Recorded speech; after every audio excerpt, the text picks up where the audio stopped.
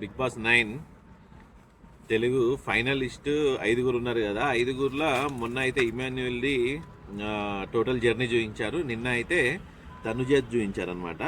తనుజది చూయిస్తాన్లో ఒకటే కనబడ్డది నాకు. ఏంటంటే ఏమైనా అంటే లవ్ ట్రాక్లో కళ్యాణ్ వెనబడి తిరగడము, తర్వాత డాడీ డాడీ అనుకుంటా బర్నీ వెనబడి తిరగడము, తర్వాత ఇమాన్యుయల్తో కామెడీ చేసుకుంటూ తిరగడం.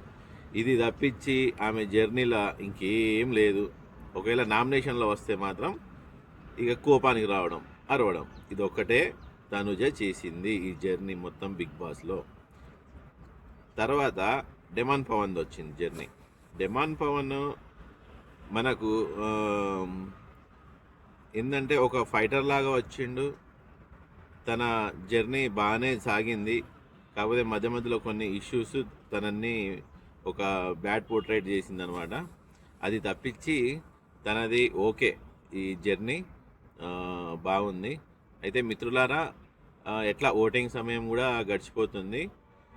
విన్నర్ ఎవరో సండే రోజు చూసుకుందాం. Okay, thank you.